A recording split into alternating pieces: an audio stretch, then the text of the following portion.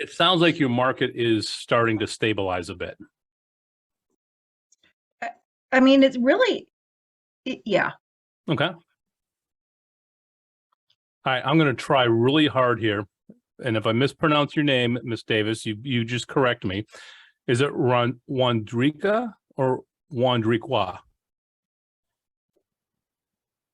I'm going to go with the because you're muted. I did so well, you didn't even have to correct me. And don't forget, guys, put your location in your name. If you need to know how to do it, you just go to the top of your box. There'll be 3 little dots that appear. You click on those 3 little dots next to the mute button, and you can say rename, and then rename yourself to include your location. Because guess what? There are people that move from Houston to Dayton. And that'd be for you. Now, Scott, are you by any chance in John Dietz' office? I am. He's an awesome guy. He is terrific. I recognize your name through him, and I serve on the ALC with him as well. Excellent. Yeah, he is by far my favorite team leader I have ever met. He's team leader is within earshot, and I would still say that if she was sitting right in front of me, I would still say that John Dietz is an amazing, amazing human being. Yes, we are truly blessed here in Coral Springs. Awesome. Awesome. Wandrika, where are you from? Unmute yourself so we can hear you this time. I'm in Colorado Springs, Colorado. You are in Colorado Springs. Awesome. I'll go ahead and change that for you. So, all right. So let's see. Are you in Joyce Hefner Williams' office, or are you in Ed Leba's office? Ed Leba. Who's your OP? Casey Keith, and we just got a new marketing manager. So I'm at the Freedom office here in Fountain, Colorado. Oh, you're down Fountain. Okay, you're the third option. Yes. Yeah, Joyce's office is the one up by the Air Force Academy. Okay. Yes. Ed Leba's office is the one that is kind of northeast, closer to Black Forest. In Falcon, yes. Yeah, Falcon area, Falcon. and then you're down in Fountain on the south side of town. Yes. Awesome. Well, I'm going to be teaching in both Ed and Joyce's market centers coming up November 9th and 10th. So, oh, wonderful. I will see if I can get you the times. I don't even have them yet. I just know I'm flying in on the 9th, and I'm headed to Ed's office first. The 10th, I'll be in Joyce's office, and the 11th, I'm going to be in Breckenridge. So wonderful. Making the tour. Got a lot of family up in that area, so we're just out there visiting. So, John, can I ask you a question real quick? Yeah, go ahead, Scott. How are you over there on the Southwest? Well, it depends on who you ask. Personally, we fared very well. And for those that don't remember, about 3 weeks ago, Satan's redheaded stepchild named Ian came roaring through. And it's not a slight on redheaded people, Shannon. So for those of you who don't know, there are more redheads genetically in this world than blondes. So anyhow, we fared very well in the storm. I didn't lose power. My kids thought it was a tragedy because we lost internet for about a day and a half. About 2 miles from us is where it looks like a nuclear bomb went off. Everything you see on the news, first of all, does not even come close to what really happened. The videos, the descriptions, the pictures only tells part of the story. So one thing I can tell you about, and I know not everybody here is with Keller Williams, but let me tell you a little bit about what Keller Williams did for their agents and their families. The day after Ian hit, there were 3 semi-trucks of food that arrived and 1,200 generators for agents and family members. So it was just a gift from the company to make sure everybody had food, water, and power. Very touching. Anyway, so before we get into the theme of today, which is scariest objections possible. There are some things that we all learned from this. There's always opportunities. Does not matter what happens. You can live in California where you have earthquakes all the time. All right. You could live in Colorado where you can have all 4 seasons within a matter of 3 hours if you're in Denver. Doesn't matter if you're in the plains and you have tornadoes, blizzards up in the Northeast, whatever it is, there's always opportunity. And the interesting thing is the way that you handle it and the way you react to it is going to determine your mindset in all of this will determine how you come out and how you fare through it. So how many people participate or do something around the holidays, Thanksgiving, called Pie Day, where you give away pies to your clients? All right. So we started our calls a week and a half ago. Actually, it was not even a week and a half ago, a week ago today, as a matter of fact. And I sent out 40 text messages in our Friday morning huddle. And I got 14 responses by about now on Friday. So 14 people graciously said, hey, we'd love to take advantage of the pie. One of them called up and said, hey, I've been thinking about you. My parents lost everything. Can you help? And of course, do whatever we can. Well, we found his parents a place 2 days ago. We close on it next Friday. So there was no expectation. You know, it didn't go into, we give the pies away as a way of saying thanks to our clients and our friends and our family, right? The whole point though is that when you have genuine communication, you receive genuine communication back. And in this case, my client had family members who needed help and we were able to help them out. So never would have happened if we didn't reach out. But the intention of calling for the pie was not to find out who needed a new house. It was, how many pumpkin pies do we have to order? Right? So there's an awful lot to be said about keeping in touch with your database. You just never know. Make sense? Awesome. All right. Today's topic is scary objections. This is not my Sandra Marconi mask.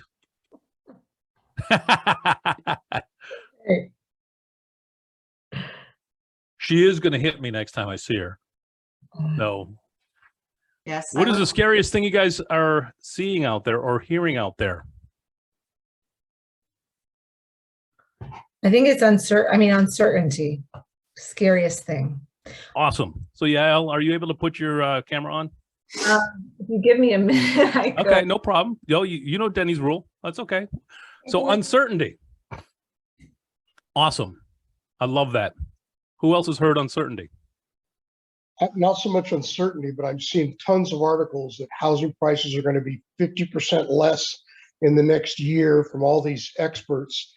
It's going to drop 25%. It's typical media gloom and doom. Okay. Excellent. So we have uncertainty. We have 25 to 50% decrease. Dylan, what do you got? I was just raising my hand to volunteer for the objection. Oh, way ahead of it. I love it. Sorry. Okay. Yeah, I'll lower it. I'll lower it. You stay. No, keep it there. You're already you pre-volunteered. Awesome. Uncertainty in the market. The prices, the sky is falling. Chicken Little's coming out. 25 to 50% price drops. I also noticed like there's a skew with inflation and housing costs and the supply chain. Like we don't know what's going to be, you know. I used to think inflation was because of the supply chain delay, but it's so complicated. So yeah. So Government. I wish I could say that supply chain caused inflation. It didn't. They No. funded our economy with money. That's what made inflation. Yeah, you all of a sudden say, hey, I know that our country owes $30 trillion. Let's get our zeros correct. We owe $30 trillion to other people. We're just going to go ahead and give $6 trillion back to our people. And has anyone done the math to figure out how much that is per person on average? I got $30,000. Yeah, it's a big number, isn't it? It averaged somewhere around $200,000 per person because 300 million people divided into 6 trillion is somewhere around that number. So let's say it was 20,000. How many Bridget, people? if someone showed up at your doorstep and said, here's $20,000 in cash, what are you going to do right now? They knocked on your door, Bridget, here's 20 grand, go spend it. What are you going to do? I'd probably go spend it. Yeah, I know, right? Guess what? That's what caused inflation. Ask you a question. How many people are we talking about? Because you said on average, each person got 200,000. Obviously the businesses got billions and billions, but how many people are we dividing this 6 trillion by? Well, do it by the population of the United States, approximately 320 million. Okay, so 6, could my calculator go that far? Right, I'm doing it while you're speaking. I don't even know how to do the math. You would do It's this, 187, it's like 187,000 each. but it was 600, 600,000, 600 million, 6 billion, 6 Actually- trillion divided by 325 It's million 20,000. people. 20,000. I just Okay. asked Siri. It's 20,000. Yeah, okay. So my 20,000 to Bridget was a good number. Yeah. When you start talking that many zeros, it does get confusing. So again, you get you $20,000. Yeah, I'm gonna go buy a new car. I mean, the average income is 60,000, right? Yeah. So So you're you getting just 1% more income. Yep. Okay. so here you just got 4 months worth of free money. So here's the challenges. First of all, it's not free. We're all going to be paying it back in form of taxes and inflation. So all of this, guys, creates opportunity. We started off because Scott asked a question about what's going on here in Southwest Florida. If prices fall 20 to 50%, guess what? There's opportunity. If there's uncertainty in the market, guess what? There's opportunity. You have a good radio voice. Thank you. I'm actually hoping someday somebody at KWRI hears it and says, you know, we need this guy to podcast and do audiobooks for us. Okay, people, don't feed the beast. Don't. Senator, it's about time you had an opportunity to throw a shot across the bow. It's Okay, it's a so- real good mic. The microphone does help. So, The question is, sorry, how did Gal. it reflect with the interest rate? So we have the inflation, right? They flooded the economy with money. And then we had how the Feds raised 0.75 points, 3 months in a row. In November, it's going to be the 4th time. So we have seen interest rates go from 3 to 6, and it's going to be, it's even at 7. I don't understand how that is affecting the market. So if you could just like take me, like, Okay. yeah. So the Feds do not control mortgage rates. They control what's called the Fed funds overnight rate. The Okay. overnight rate is what banks pay to borrow money nightly. That's all it is. Right. So unfortunately, the media says things like the Feds are raising interest rates and the world goes bonkers. It means Well, the guess- borrowing for the bank is higher. They're raising the borrowing ceiling. No? Yeah, it costs the bank more to borrow money. And how there are ways that banks can hedge against that.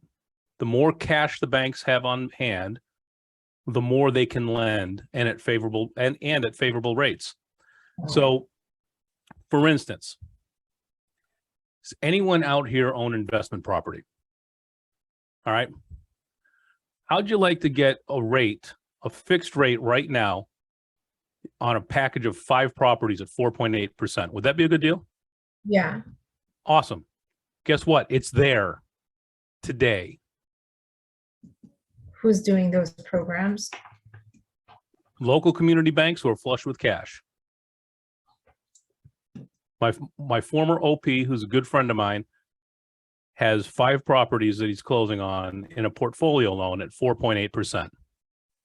30% down. Bank has very little risk. 4.8%.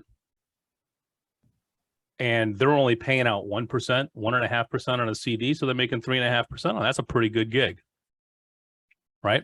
You can also do an arm. You can do a 10-1 arm too. Yes. And that's Or another great 7-1 tool, arm. Sandra. 5-1 and 10-1 arms. There's So also, this is- there's somebody's doing a 3-1 arm with a free refi at the 3rd year, but yeah, sure that I'm buying that one completely. Well, it's great. It is a great option, right? So Well, some of the opportunity, go ahead, Yale. So the residential buyer who in April can get a loan for 3%, now in November is getting a rate of 7%. So it's confusing. How does that, I don't know how to, whatever. One, So you tell Go them to ahead, buy Dylan. the house. Yeah, And then refi when the refi boom comes back around, because it's gonna come around. It will come back around. Yep. If they can't do the 7% interest, make sure your lender can do an ARM. Because we've got a guy that just went in at a 5% on a 10-1 ARM. And it was like, no big deal. I guess, I think, yeah. yeah, so I think right now would actually be a really good time, if you're not familiar with Subject to familiarize with Subject to and to get immersed in it. So basically, the way I see it, everyone and their mom refinanced the last 2 or 3 years at these really low rates. But a lot of people are also now beginning to, not afford their homes. Okay, especially if you see like pre-foreclosures, or you go on like online and to court records, you can say the list pendants. What are all, those are people that are in that pre-foreclosure state. So if you're able to talk to a potential seller, it would essentially be like an off-market deal. Find a seller and talk to them about a subject to. And if you have a buyer already, to essentially, do that deal together, work out whatever your commission is, with your buyer client, and have them essentially take over that loan. So the loan stays in the seller's name. However, the title goes into the buyer's name. Subject to, it's legal here in Florida. Don't start talking about it unless you do some more research on it, but it might be a good avenue for folks that. Over here, they call it an assumed mortgage, and it's not Okay. always possible. I guess the way, like going back to what I was saying, and basically the mortgage rate that somebody was able to afford for a home at 4% is not the same payment that they can afford at a 7%. So Right. price going down. That's how I see it. Just correct me if You're right. You know what, Yale? That's awesome. You weren't on last week's call, were you? I wasn't. Okay, awesome. We did cover this exact topic last week. All right, and here it is in a nutshell. The people that are complaining about rates are typically first-time buyers who said, last year I could have got it at 3%, today it's 7%. I'm going to wait for rates to drop. Mhm. Awesome. We all know the formula. I get it. Other than the rate, is there anything keeping you from moving forward? Right. No. Now you insert the new step 3 or 2A through 2E, which is you go 5 levels deep on the interest rate discussion. Got it. This was super helpful. So I have a Get question. the seller to contribute closing costs to buy down their rate. Or Yep. go to a builder, they're buying down rates coming and going.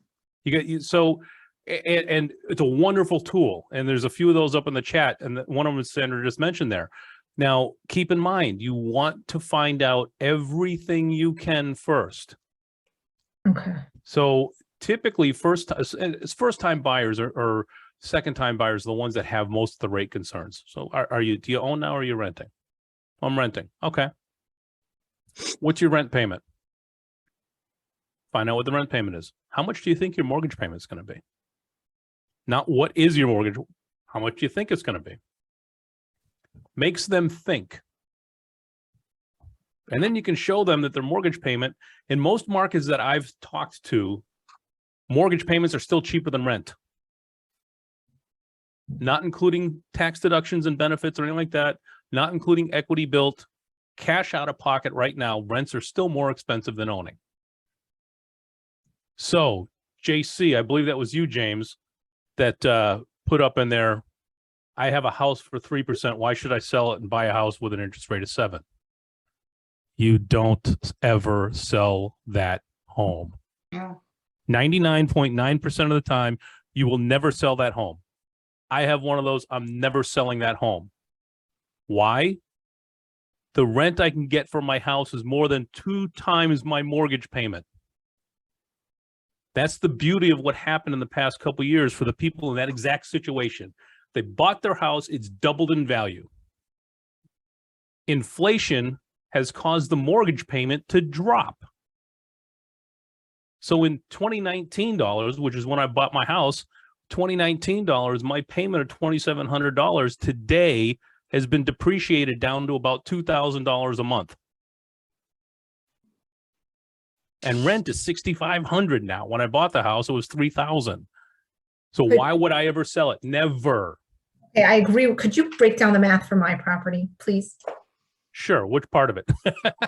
So my monthly mortgage payment is $1,900 that I did in 2020. So I'm paying the bank $1,900 a month. Yep. The rent I'm getting is $3,250. Okay, awesome. So you're cash flowing $1,300 a month. Nothing like you can't imagine. I like, oh, it's the money. That's awesome. Awesome. That's awesome. So So how does that play out as to why I wouldn't sell it? why would you trade cheap money for expensive money? Because I can cash out and walk away with $500,000. It doesn't Sure you matter. could. Could you just walk me through what my payments are? The $1,900 in today's dollar is how much? Well, let's see. It depends on how many years you've had the mortgage for, but let's say same thing, 4 years, you're going to depreciate that by about 20%. Which is about, that means in 2019 dollars, your mortgage is really costing you about $1,500. Let's go back to, because that's a really complicated term, and I'm glad Denny's not here because he'd be all over me for going down this rabbit hole. He's going to watch this next week and he's going to have a conversation with me about it. And I'm man enough to handle it. So let's look at the more important thing of this, Yael. You have $1,300 a month in cash flow, right? You go out and buy another house.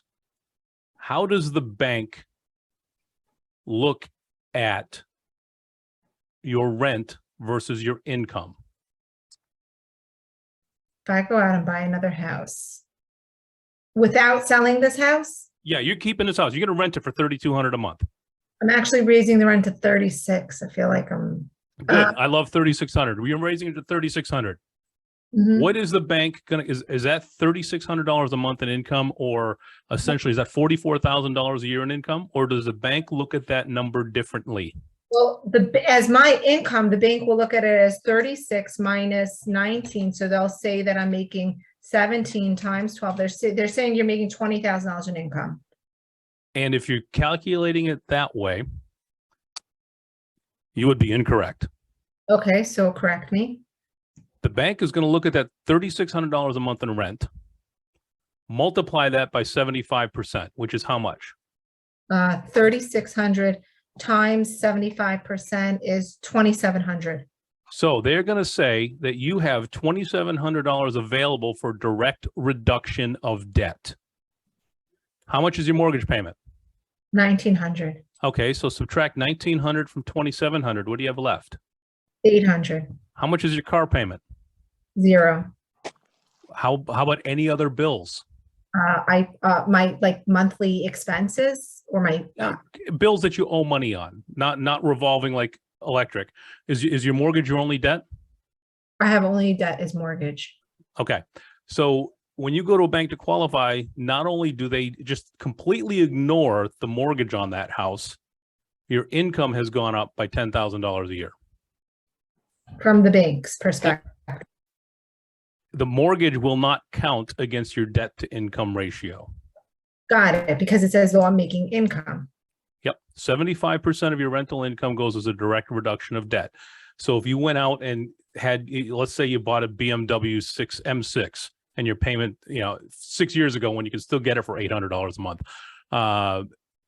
that payment would be gone too. So that Got it. $2,700 is a direct reduction of debt. I'm still living in. It's important to understand that, because guess what? A lot of lenders don't get it. First off. Second off, I guarantee you your seller that has a house with a 3% interest rate that refuses to move because they don't want to sell it and lose their interest rate, they don't realize, hey, if I just put a renter in there, somebody's going to be paying my mortgage for me. Oh, that somebody's going to be paying my new mortgage for me. How cool is that? You're living for free. If they could afford not to sell in order to buy. Exactly. Yeah, okay, so then you can take out an equity line to get your 20% down payment on the other one. Got it. I Okay, have a move question. on. We have spent 23 minutes discussing this. You've got people on this call that need to role play, so do it, John. I have a Good question. God, you thought Since- Denny didn't like you. He's gonna love you after hearing that. Okay. So we are gonna cover a couple things. One of them is this exact scenario.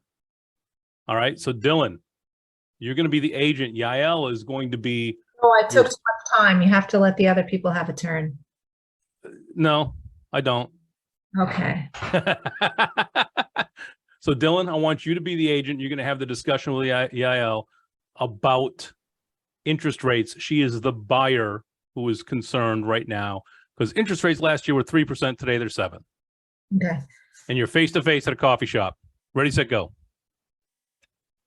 I start, Dylan, so I'm really worried about buying a house. I mean, we had $500,000 and we have 500. Okay. Interest rates are going up. So I don't want to buy a house. I'm worried. Right. I totally understand. Yeah. Tell me, aside from interest rates, is there anything else holding you back from looking to buy a house? Well, if we buy a house, then the area that we could afford is going to add another 20 minutes to our work. So it's going to be further. Right now, our drive is like 15 minutes, but then in the price range which we could afford, it's going to now be a 35-minute drive. Right. So that we're talking about commute here. Then am I hearing you right? Yes.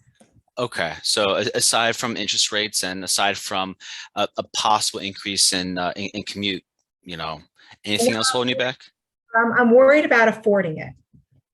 So let's scratch the commute and let's just go, I'm worried I'm not going to afford it. Okay. So, it just seems like you're concerned about, I guess, like price at the end of the day. Is that right? Well, yes, I'm worried about, I guess I'm worried about our monthly payments for the mortgage. Okay. Can you tell me a little bit more about that? When you're talking about the monthly payments, what does it look like now? Well, right now I'm renting and I'm paying $1,700 a month. Paying $1,700. And so I'm guessing your concern is that you'll be paying more than $1,700 per month. Is that what you're getting at? Let me get out my calculator. Right now we have $100,000 for a down payment. Mm-hmm. So so if we have $100,000 for a down payment, what would our interest, what purchase price am I in? What purchase? So what's your buying power? Is that right? Yeah, I really don't even know. Got it. Okay. Well, as far as, figuring out your buying power, what I'd like to do is see if we can get one of our preferred lenders in on a call as well, because they'd, be able to really help us out there the most. Okay. But once we figure out what your buying power is, we absolutely will be able to help you find a property that fits within your budget. Okay. And also within an area that is agreeable as far as a commute goes. Okay. Okay. So if we're able to get that set up for you, do you think you'd be open to maybe checking out some properties in the next week or so? Yeah. So I guess we just have to go back to what what I'm able to spend. Right. Yeah. So if you don't know what your buying power is right now, let's, bring someone in that can help determine that. And like I said, if we can find someone or one of our preferred lenders and they can show us what our buying power is, and I can show you properties that fit with what you're looking for and are within the area that you want to be in, would you be open to taking a look at those properties? I'm just thinking I'm going out of role. I'm thinking two things. I'm thinking either A, you take them. And that's good because we just hit the 4-minute mark. So time's up anyway. Mm-hmm. Buying power, or do you think it's better to send them to a lender because it gives like third-party credibility? Because technically, as an agent, you can take them through their buying power. Right. So let's go back to the role play here. Dylan, how do you think you did? I think I did okay. Would you do well? What did I do well? What did you do well? Well, I thought I was able to get some sort of clarity, but then we got rid of, the location. It was just more about, wanting that, what the buying power is. Then, what would she was asking me questions that, a lender would know specifically. I mean, in front of me, I don't have a calculator. I don't know. I'm not going to try to bullshit it. No, nor should you. Yeah. And I actually wrote that down, that she was asking the question. So who controls the conversation? Whoever is asking the most questions. So she took that control back, right? By asking you questions and getting you to answer the questions. Mm-hmm. I don't know if she tried to do that on purpose or not, but do we find ourselves in that situation when we're face to face with clients? All of a sudden they start barraging us with questions, and then it becomes difficult to get back on track. Right. I didn't. So from my standpoint, I didn't feel like she took control. I just thought that, maybe she was like nudging it a little bit, but Okay. at least inside, how I felt. At the end of the day, we're at a coffee shop. I want her we need to get her with someone that can figure out what her numbers are, what the true buying power is. Yep. And, I asked a couple of times, like, hey, if we can find what your true buying power is and find properties that fit with what you're looking for in the area that you want, would you be open to going to view those properties? She never gave me a yes or no about that. Right. So, And that's actually one of the things I wrote down is you asked a lot of yes, no questions. got it. Okay. And guess what? The yes, no questions put the control back in her, because she can Right. say yes and then ask you a question. Sure. So how could you reword that? If we can find a property that is in your price and terms, are you ready to move forward? How could you reword that away from a yes, no question into one that's going to make her think? Okay. I'm sorry. I don't want to mispronounce your name, but I would just say her name, and Yeah. if we were able to find a property that fits within your budget in an area that you want to be, what would that do for you? Got it. Excellent. Much better. Okay. All right. Or when would you like to be there? When would you like to be there? Perfect With world. your, I mean, don't Yeah. use perfect. Sorry. If you could just pick a date on the calendar and everything else lined up, when would you want to be there? Right. Beautiful. And what's important about that? Okay. Now, instead of her thinking yes, no, and going on the defensive, she says, "Oh, wait a second. I really want to be in by Valentine's Day because it's our anniversary, whatever the case is." I tried to stay away from anything that would be really, if you don't like Valentine's Day, guys, sorry. So when you're asking questions, this is why we practice, right? How can you ask that yes, no question in a way that causes the other person to pause, think, and really process the conversation? What's the first word that you guys ever learned in your entire life? What's the first word? No. No. Mama. So if you give somebody the opportunity to say no, they are likely programmed to say what? No. No. Okay. So just learn to take a step back and ask it in such a way that causes them to think, as opposed to just affirm or decline. Does that make sense? Absolutely. Awesome. All right. So that's Madeline, not Ann, that's got her hand up. I know it says Ann, but it's not. It's Madeline. You're logged in Ann's account, I believe. Also, I am. well, your screen name says Ann Jorgensen. I'm pretty sure you're Madeline Ray. We share the link. We share the link. That's why. Oh, is that Yeah, why? see? Okay. Well, maybe Ann wants to go. Do you want to go, Ann? No. No, Miley, you can do it. There. Okay. So Huh. I didn't Okay. even bother trying to spell your name correctly, Madeline. Sorry. All right. So now, Madeline, you are the agent. I Okay. need a seller. And the seller, real simply, we had this scenario put up earlier, wants to downsize. However, their interest rate is so low, they don't want to take a larger mortgage. Again, it's a 4-minute scenario. So who's going to be my agent? I can be the seller. You said you need a seller, right? I mean, seller. Yeah. You want to be the seller, Luke? Yeah, I'll be the seller. All right. Luke's a seller. Seller wants to downsize, but they don't want to pay higher interest rate. Yeah, their interest rate right now is Okay. 3%. You guys, by Okay. the way, are face to face trying to solve this problem, the whole world's problems in 4 minutes. Ready, set, go.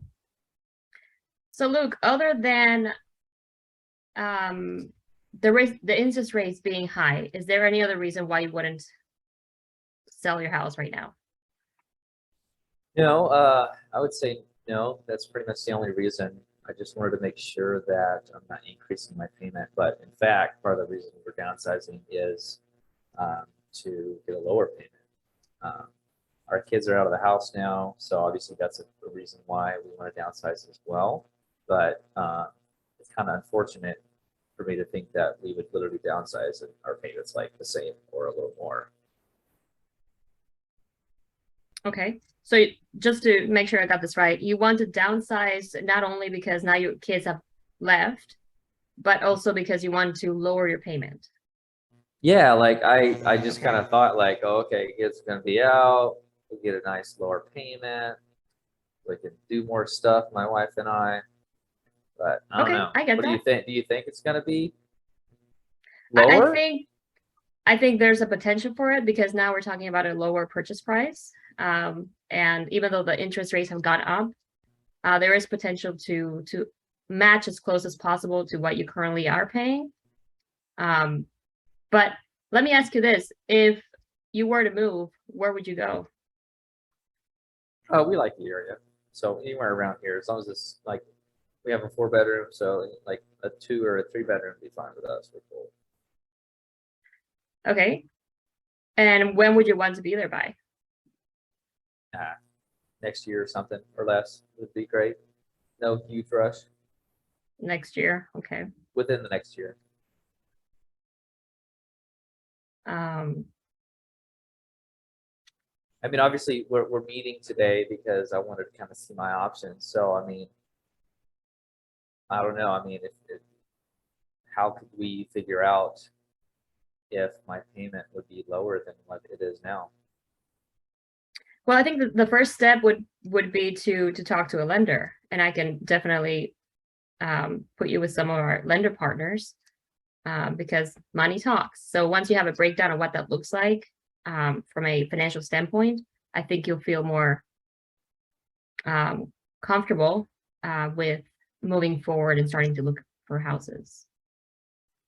Okay, I would definitely like to figure out some stuff for an officer. How do I make that transition to because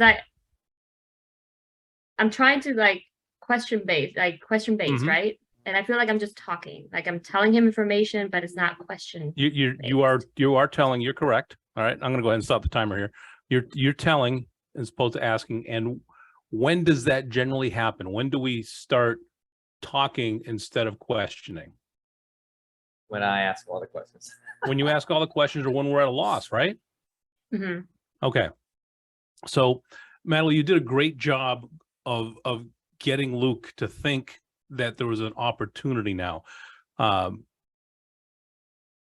many have heard the term pain versus pleasure? We've Yeah. heard. Hey, quick Right. question for you, John. What do you think about the idea of actually trying to calculate a payment scenario with them? Because I've done that a handful of times, and I feel Luke, like you're a it's helped high me C, greatly. aren't you? I actually just took the disc profile test for the first time like a week ago, and I'm almost level across the field. Okay. So yeah, I'm not a high that's- C, so Well, you have that same C disease I do. You and I would have a great conversation about it. However, most people are going to gloss over or cringe in a corner at that discussion. And I learned that the hard way. And Denny beats it into me every single week. All right. So pain versus pleasure. People either run away from pain or run towards pleasure. So you need to figure out in your conversation when you're asking questions how to bring both of those into the mix. So Luke, you're looking to downsize. I understand it. Tell me why. What's important about downsizing? Hmm. just less to manage, such a big house we have a huge yard, and we want a smaller yard, smaller house. Focus more on doing things rather than around here. Awesome. So what would you do?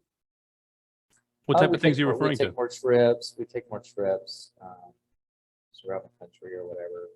And, Awesome. When you out take and trips, about where's that one place that you've never been that you really want to go to? we want to go to Hawaii. Hawaii, great. You know, I've never been there either. So maybe we have a contest. So you gets to go there first. Chances are you'll get to go before I do. So I really want to know what you thought of it. What is it about Hawaii that attracts you? I mean, obviously, we've had several friends who have said it's pretty much the best place to go on a vacation to.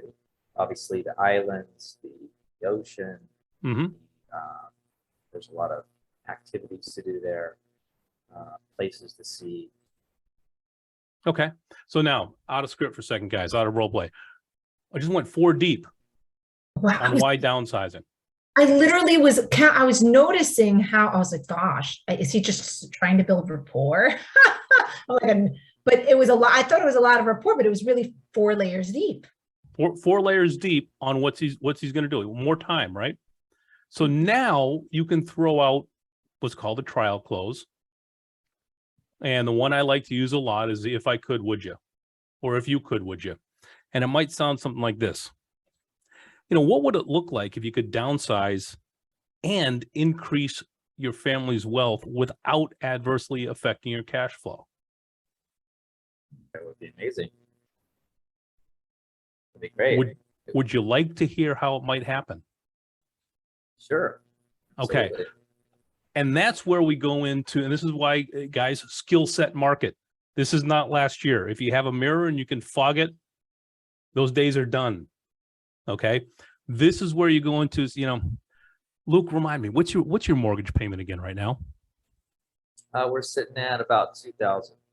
About 2,000. Do you have any idea what your house would rent for? Just out of curiosity. If you had to come rent your house from yourself, what do you think you could get? No, I've never really looked into that. Well, I did. Oh, okay. By the way, do this as part of your homework, guys.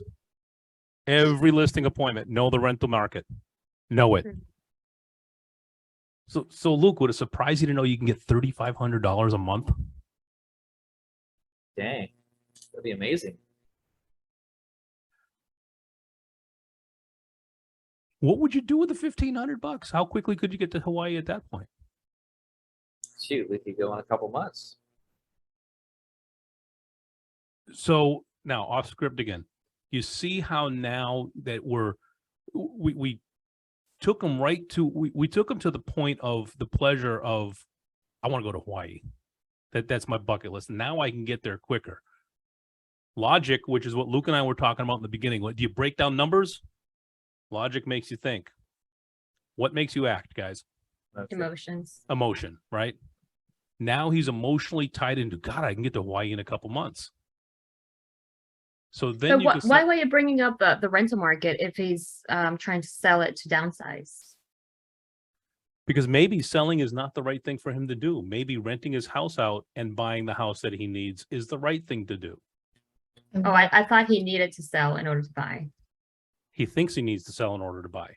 We haven't gotten far enough down that road yet to truly understand if he has to sell or if he just thinks he has to sell. Yeah, I'm like watching the market shift to a buyer's market, like before my eyes with you. It's crazy.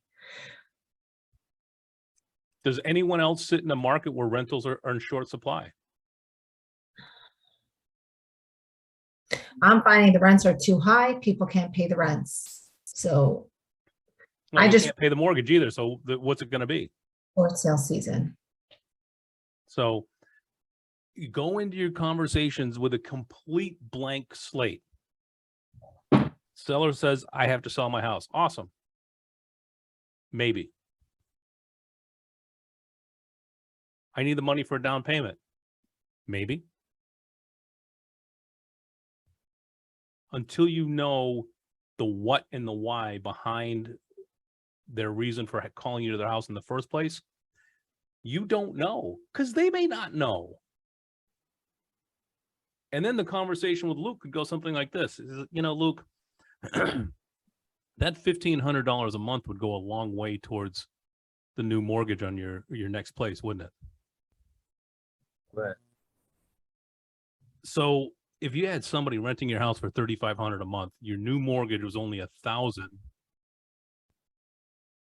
That's, you know, you got one person paying 2 mortgages for you. That sounds like a pretty cool option. yeah, that'd be great. Do you want to see how that works in more detail? Sure. Okay. And now off script, guys, Luke, that's where you would get into laying everything out. You've got to get the emotional buy-in before you lay out everything. If you just jump into the numbers, you're going to get people glossing over and you're going to lose them. So get the emotional buy-in. Then they want the solution. Now you're solving a problem and the numbers make sense. If you start off just by giving numbers, it makes sense to you and me, but to most people, it's like, I don't get it. I don't understand the why behind this. So I'm just going to gloss over. So turn it around, get them to focus on the reasons, the why, to quote the Merovingian from the second Matrix. You got to have a reason. You have to have a why. Come on, there's got to be some Matrix fans out there. Keith, thanks for smiling. Once you have the reason and the why, the numbers make sense. They will listen. They will understand. Does that make sense to everybody? It does. Awesome. And what would you say if, so let's say you presented the opportunity to rent the home. What if they said, I don't want to be a landlord. I don't want to be in the business of rental properties. How do you handle that objection? Yeah, tell me more. What is, I hear that quite a bit. Tell me what it is about being a landlord that concerns you. Answer it. I don't, what if someone comes in and trashes my house? I don't want to have to deal with, maintenance calls in the middle of the night. It just all seems like a huge headache. And I've heard horror stories about people having horrible renters. Okay. And you know what? Yeah, you might get it. You might be lucky enough to get a horrible renter. It happens, right? So what's the concern? Is it the horrible renter, or is it getting a call in the middle of the night to have to fix a toilet that's clogged? I think more than anything, it's, someone not maintaining. I'm kind of, a control freak about things. So I want my home to look a certain way. So if I walk in and, do an inspection on the home or after the lease ends and it's trashed and I have to put a ton of work into it because they've ruined it and the security deposit doesn't cover it, what do I do then? That's a great question, Bettina. Let me, not really wanting to answer questions with questions, but before I answer yours, let me ask you this. Who manages your 401k and your retirement fund? Financial advisor. Okay. So let me ask you, does the financial advisor just make moves that are on your behalf and they get paid a little fee for doing it somewhere along the way, right? Yeah. Awesome. That's available for you in the rental market too? Really? I didn't know that. Yeah. Do you have to go and check on to make sure every mutual fund and every stock and do you go to the board meetings of all the companies that you invested in? Nope. You don't have to, do you? You feel comfortable about the way things are going, right? Yep. That's available in rental real estate. Okay. You sold me. I think I'll do it. So notice I didn't say hire a manager for 10%, 5%, 20%, whatever your mark is. Find the pain point, find something that she's doing that relates to it. And guess what? It's really easy to make the connection. I have a question. Yes, you do. Do you mind breaking down in like the high C, right? So if you take out a line of credit on your home at 8% and you have to pay interest monthly at $1,400 or whatever. So then the tenant is paying the original mortgage and your line of credit. Yep. You're buying the second home and then you're just having the mortgage on the second home. Mm-hmm. The first home is being paid. we're not going to get into accounting or tax laws because I don't do that. Sandra's husband does. However, I will tell you that if you depending on the state you live in, there are some distinct advantages to taking all your equity out of the home that you used to live in and having all of your expense tied to your now investment property, not home, Bettina. It is not your home anymore. It is now an investment. It is a mutual fund. Okay. So I guess- you leverage that one to the hilt. Right. Here in Florida, you want as much equity in your homestead as possible. That is just a very safe play. Most estate planning attorneys are going to tell you that. Other states have different rules. Let's just keep it this way. The other advantage is you can write off the interest on the first $750,000 in loans for your first home and your second home. You can write off unlimited interest for investment property. Because I was saying at trade-off, have a lower mortgage payment on the home and have extra cash flow because you're having the lower mortgage payment to do as you wish. Mm-hmm. So which is better? Well, that's going to vary from situation to situation. Okay. Each person is going to have a different hot button in there. That's why 4 or 5 questions deep. So guys, we get time for one more role play. Who's got something they want to go over? I had a quick question. Yes. So going back to what someone mentioned it earlier, the homeowner who has a 2.68 because they refinanced. Yep.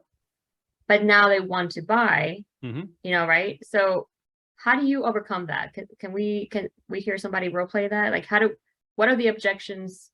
How do you handle those objections? They have a really low interest rate, but now they're going back and forth because, you know, other than saying you can just refinance because eventually they'll go down next year. What else do you say? So why could you not ask them, are you interested in buying a second home or an investment property? Yep. Who says they need to sell their home? Let's let's say they do. Why do they need to sell their home? Yeah, what's their motivation Because behind that? they have no down payment whatsoever to put into their new house. Do they have equity in their existing home? Yeah, they do. They do. Okay. About 45, yeah. Okay. 45,000? 45%. 45,000. Okay. What's the home worth? 475. Okay, so they get about 10% equity in it. Why are they moving? This They goes want back more to pain space. versus pleasure. What's that? They want more space. They want more space. Okay. So, Natalie, I understand that you want more space. I get it. What other reasons do you have for wanting to move? Tell me about the more space. What will that do for you? It'll just accommodate my family a lot more when they come visit, and I always have family over Oh yeah, how often do they come? once a month. Sweet. Where do they come from? Yeah. Louisiana. Okay. Awesome. How long does it take them to get there from Louisiana? Oh, just about 6 hours. They do a lot of stops. Okay. And what do you guys do when they're in town? We just hang out at home. We play games. We watch TV together. We don't really go out much. Then that's Okay. part of why I want more You space. you spend all that time together? That's awesome. hmm That's commendable. I really wish that more families would do that. So what's the challenge you have with the house you're in now?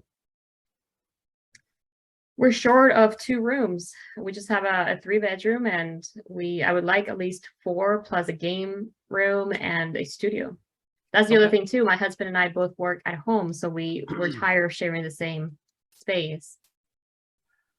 That can get to be a challenge from time to time. I've experienced that myself. I understand completely what you're saying. So how much longer can you go the way you are now? I mean, I know you've been making it work, but it sounds like it's starting to get a little uncomfortable. How much longer are you willing to go? Or do you risk your family not coming anymore because the quarters are too tight? Well, that's just it. I keep going back and forth, and I can't make up my mind because locked at a 2.68 that we currently have, and now going to a 7%, that's a little scary. I understand it's scary, Madeline. Can I ask you a very pointed, direct, and painful question? Sure. What's more important, your family or 7%? Depends. They're totally connected. It depends. Now I'm going to get off script here for a second, guys. All right. Told you at the beginning, Pi Day ended up picking up a new buyer. Mhm. All right. The gentleman bought the condo for his parents. And his parents were living with his sister. And they said, we don't want to be a burden. And he says, you're not a burden on us.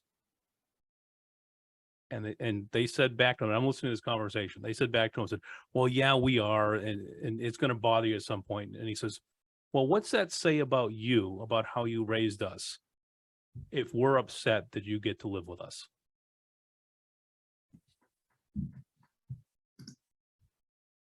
Let that sink in for just a moment. What's that say about the parent if they raised a kid who gets upset when the parents are on down times and have to come live with you? Bad values. So, Madeline, love you. You're awesome. I have a hard time believing that if somebody asked you that question, you weren't on role play, that you would say that 7% is too much pain. You would rather not have your family come over than have a 7% loan. Well, they're also the mindset. This is an actual client. The wife thinks one way, the husband thinks another way. The Well, wife no family's thinks ever that way. right. But they're like, they're my family, so if they want to spend time with us, they shouldn't care about the space. They should just come and spend time with us. Okay, great. Well, maybe, Right. Madeline, maybe your family doesn't care about the space. You and your husband work out of the house in the same office in the house, right? So go approach it from that pain point. Okay. Mhm. Okay. Find the pain point. The thing is, All right. I Find did- the pain point. Put this mask on. All right. You are going to dig that pain point deeper and deeper and deeper. And don't ever be afraid to do it. Because they gave it to you. They handed it to you. Here, this is our pain. Mhm. They desperately want that solved. You have to dig deep on the pain. Yeah, and it's one thing if they literally cannot afford it. Another thing is if they can afford it, but they're just they're holding on to that 2.68 interest rate. Awesome. So that's completely different conversations. Yeah. Okay. Yeah, they're holding on to that. Okay. Yeah. Because, and so now you can go back to the, if I could, would you? Madeline, I'm not saying I can. If I could find a way for you to be able to keep this interest rate and still get the bigger house, would you be interested in at least hearing what that path looks like? Sure. Okay. And again, that comes down to, you can show them the options. Say, yeah, keep the house and rent it out. Your rent is going to more than pay for this. Now you have to solve for down payment. They're already paying mortgage insurance. They already put a low amount down on a house. If they got a 2.6 rate and only have $45,000 equity on a house that's worth $475,000, they bought the house within the past 12 months anyway. So how much is it going to cost to buy that next house? $550,000? Mm-hmm. Okay. So where can we scrape together $15,000 that the cost of that money is going to be less than what you're earning in rent by keeping this house? Again, skill set, thinking out of the box. How can you think of all the different ways that you can solve that problem? And it's not as easy as sell, don't sell. It's always a how behind it. And you know what you might find? You might find that the pain of being a landlord isn't worth it to them, and they'll just sell the house because they know that in 6 months or 6 years, they'll be able to refinance out of that 7% down to a lower number. Mhm. What other way, I think Dylan jumped off, what other way could you play that to help them think through the problem? We got about 2 more minutes. Well, they've got a program here in Arizona. I'm pretty sure it's across the United States for a 2-1 buy down.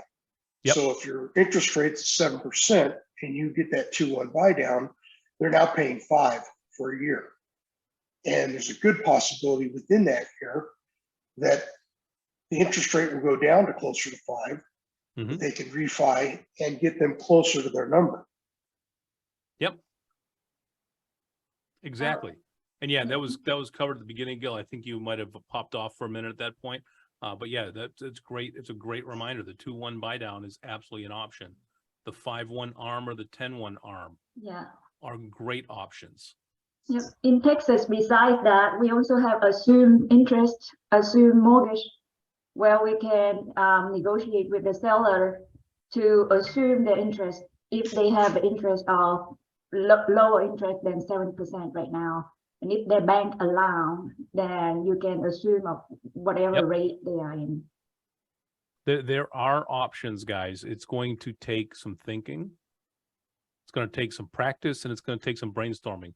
Hopefully we did all of that today. Some thinking, some practicing, some brainstorming. None of Thank you you. got text messages telling me to speed it up. I did, but no one else did. And we all know who sent that. I don't have to call her out. All right, guys, couple quick ahas from today before we take off. Get associated with your lender, know it's available.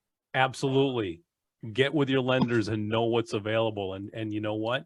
Multiple lenders, because not everybody has the same process. And you have What to else, remind guys? people, Two you have to more remind things. people too that, you know, back in 83, when we bought our first house at 16 3/4 interest, people were still buying homes. Yeah. I mean, people bought homes no matter what the interest rate. So, you know, and of course you just refi, but even Dave Ramsey, I think Bettina sent something today to me that said Dave Ramsey had a video out that, you know, buy the house. Don't wait, because you don't know what the market would do. And are you going to be sorry if you do wait? Yeah. And Next the year, market- rates could be 3% and the house could Yeah. be, 3 times the price. He actually said, this is the best time to buy a house. This will be the best time to buy a house in the next 5 years. Mhm. Sometimes that works, sometimes it doesn't when you're talking to a client, but I found that interesting. You're right. So one aha that I just had from this, guys, I'll give you one that I had. Buyers are looking for some sort of certainty. They're looking for control. The number one thing that they can control is their price they lock in on a property right now. Can't control the rates. You can't control what's going to happen to the rates or the prices in the future. You can control locking in your price right now. Does that make sense? Mhm. Awesome. Guys, you were great today. Appreciate each and every one of you. Denny will be back next week, and we will get off of the high C conversations for the Praise most God. part. And it drives the high D's and Sandra Wild. Anyway, guys, once again, appreciate you coming out, and we Thank will you. see you guys next week. If you need anything, you know how to get hold of me. Later. Thanks, John. Thanks, John. Thank you.